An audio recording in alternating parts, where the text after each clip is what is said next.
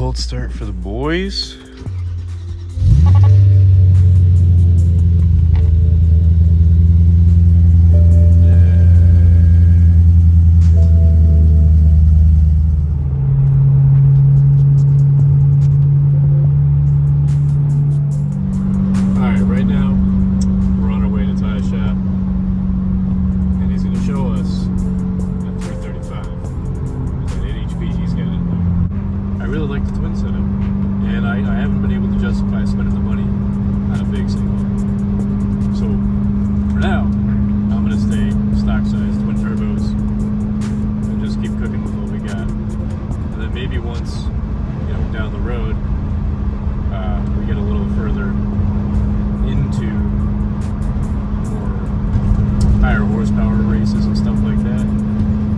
Then maybe I'll go single and then do a full cage.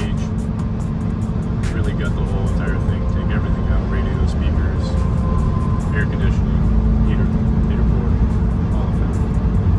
But for now, we're gonna go enjoy Ty's car, see how that is, and learn a couple things. It's got a lot to learn.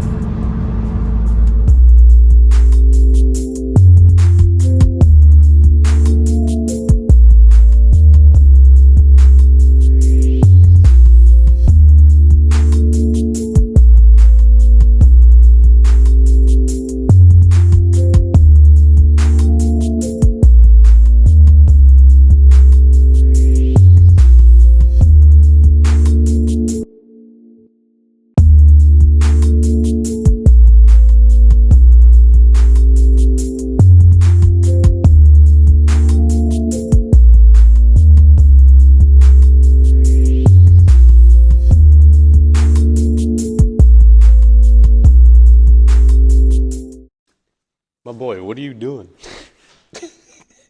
Why are you playing it on your car, bro? Some weird shit. Yeah. All right, guys. We're bringing a completely different style video today. We're with my boy Ty. Finish your car. Yeah, what he said, because it's literally springtime like now. It's like 50, 60 degrees outside. And if you're in Connecticut, you already know it's shit. Because wintertime sucks. And we know that. Finish your car. What he said. So, Ty here has a pretty special 335. Nonetheless, I've personally never seen a single turbo 335 in person, let alone at all in Connecticut yet. So, when he gave me a ride along, I was pretty fucking surprised. Finish your car. Yeah, what he said. On how freaking pretty sick these are. And honestly, like, I only bought my 535 in the beginning because I was like, yo, this is a wagon, this is sick. But when I got my 335, I was like, wow, this is like a really good toy. And it's not nearly as bad as all the Subarus you guys used to see me build and stuff like that. Everybody likes to hate on BMWs because they're so unreliable. And like, yeah, to an extent. You know sure. You want one. Yeah. Stop playing. You Everybody know you knows they want one. For sure. So basically, give us like an overall view on this. You got full bolt-on, you got port injection, big single. What's the brand of the turbo kit? SpeedTech. SpeedTech? Yep, SpeedTech single turbo kit with a 6266 precision turbo. I have charge pipe, I have hop switch, low pressure fuel pump, rated for 1100 horsepower. You're on full E, right? Full E. Full E. And I have an 8 HP transmission.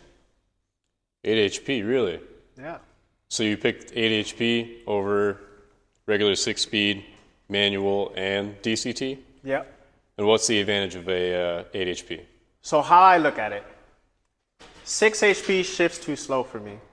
So I try to find out other options. The DCT, it was just too expensive and I can't fucking talk. Too expensive, and it was too expensive to fix and buy. So I just went with the 8 HP, you know, $400 or $500, slap it in there, literally bolts right up. Okay. So the shifts are remarkable. Are you all-wheel drive or rear-wheel drive? This was a all-wheel drive chassis, but I converted it to rear-wheel drive just because I didn't want to blow up the transfer case. That's literally why. That's it? Yeah. Really? Yeah. I see a lot of people running all-wheel drive. How much do they hold, the front diffs, front transfer case? It depends the torque, but I just didn't even want to deal with it. So I just It's pretty fair. put Probably it to the dropped back out like wheels. Probably dropped out like what, 50 pounds, 60 pounds from the car too? Yep. Doing that? Just from doing that. So that's not bad. Yeah. And what are your injector sizes? The port injection, those are 750 cc's. And I still have the stock direct injection. And you're running piggyback MHD. Yep. Custom tune MHD. Shout out JSR Tune. You the man, my guy. Yo, I'm going to invite you to my wedding for sure, for sure. That's the man right there. But I mean, essentially, bro, this build isn't nothing crazy besides the different transmission swap. Okay. I've worked on a bunch of these. I mean, not hood exit, but, you know, single turbos, and a lot of them wasn't done to a point where the person actually enjoyed the car. There was always an issue, as in like the vacuum lines were wrong, oil's leaking from the turbo, and sometimes I get these cars where it'll just build up so bad where they don't even want the car no more. It's pretty understandable. Yeah, and it's not like they're cheap to maintain, but once you do it once and do it right, it's pretty good for a long while. Exactly. So my other question to you is, you picked N54 platform, why not N55? Okay, so you want to hear the story about this? So I've been working on these cars for years, and for at least 2 years, I did not like N54s. Really? I did not like them. I hated them every time I got them. I worked on them, and it was just oil everywhere. It was a disaster. Because I hear so many bad things about the N55, like spinning crank hubs all the time, rod knock left and right. Yeah. You know, I don't really hear anything bad about their turbos because obviously these twin turbo, you know, they weren't that great from factory. The wastegate rattle's atrocious. They didn't fix that until the end, which was 2010. And they even bothered to fix that. So pretty much I fell back. I can't say I fell back in love, but I fell in love with these because I've seen the potential and the power. Now, moving forward to the N55, they're limited because of the Valvetronic. Now, I've been getting a lot of N55s because of oil starvation. I haven't got one with the spinning crank hub that's S55. But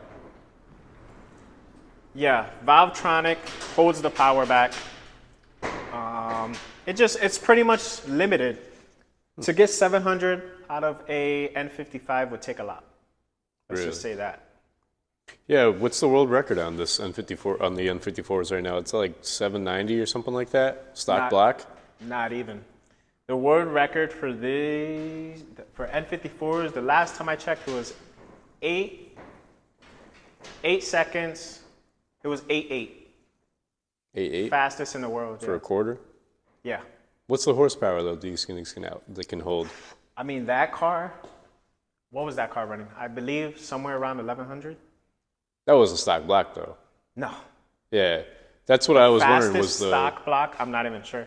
Because I thought I saw a YouTube video a while ago, a couple years back, and the guy was like at 790 horsepower, which is like pretty remarkable. I mean, bang for buck. Like I bought mine for $5,000.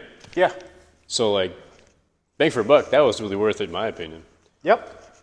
This man's always ready to race. You don't want to catch this guy at the light. Going to pick up his kids from school, this car. We're just kidding. But, so yeah, what are your foreseeable future plans with this thing? Just to get a good time out of it. Just a good time? You gonna wide body it? No. Not gonna wrap it? Nothing? Nah. That's it? I'm not really into, I like it. I like wrapping. I like wide bodies, but me personally, I wouldn't do it to a race car because I feel like that's more of a scene for drifting or like time attack. Yeah, that's fair. But drag racing, literally, make it fast, make it look decent, send it, ship it. Function over form. Remember that. It's always about the function over how it looks. Oh, this functions. Oh, it definitely looks like it would function. That's for sure. You built this with your own money and your own time at your own expense. You didn't have like any crazy sponsors or anything like that, no? I wish. Me too.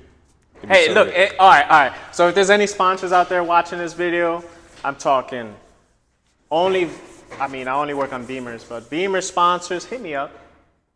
I need some help over here, man. But no sponsors, did it all myself. I built this car in 30 days. Really? It's pretty good. Literally built it in 30 days. 600-700 horsepower in 30 days. That's not bad. Yeah, I built it in 30 days, took it out, blew it up because I had a bad tuner, switched tuners, threw another motor in like a day later, and we're here. Not bad. Not a bad way to spend 10 grand, huh? I'm sure obviously it was more, but isn't that in the Fast and Furious line? It's not a bad way to spend 10 grand or some shit. Yeah. No, he said that's, no, he was like, you owe me a 10-second car. Yeah, but like when they were checking out the engine bay in the Eclipse, they were like, oh, that's not a bad way to spend some shit. Yeah. Whatever the fuck it was. He did say that. That was Vin Diesel. Yo, R.I.P. Paul Walker, man. Yeah, rest in peace, the homie. And Porsche for having horrible suspension designs in those cars. We can talk about that another day. But, yeah, you never heard about that? The whole rear subframe on the shock tower in those cars crack? Nah. Randomly. DDE had a video on it. They bought one, literally drove it down the road, and it snapped while he was driving it. Rear shock tower. Yep. Not good. Shame on you, Porsche. You make great cars, and I want a K-swap one. So somebody sell me a 996 roller, because I need one. I want a K-swap one. Oh, man. But don't screw me on the price. I know what those are worth. So do you, but I'm poor. I don't have rich money, man. So, obviously, inside, you're all gutted.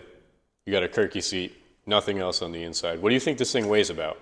It's 3,000 flat. 3K flat. Mm-hmm. That's without me in it. And I weigh about 160. Disclosed. You can't know none. Weigh about 160. Okay. That's not bad. I really wonder how much mine weighs. These stock weigh, don't quote me on this, but I looked it up. These stock weigh 38 and some change. 38.64. That sounds about right, because my coupe factory curb weight weighs 3,600. Yeah, but yeah, remember these were all-wheel drive. Yeah, exactly. You know, so stripped out the axles, transfer case, intermediate shaft, all that. Plus the interior. Yo, those back seats weigh so much too. When I pulled mine out, I was like, yo, there's no way that this thing weighs that much. There. Oh yeah, look at that. The half part. Yeah, but that back portion weighs so damn much. Yeah, it does. Because it has all that bracing in the back. Yeah. I was pretty surprised. Yeah. I think that just about covers it, guys. Right here, single turbo 335 in Connecticut, Tysautoworks. You need BMW stuff done? Hit him up or hit me up, and I'll hit him up, and then I'll send you his way. Because I don't have all the time for all that stuff in the world, but yeah. Like, comment, subscribe. Stay tuned for more content. Catch you in the next one. Peace.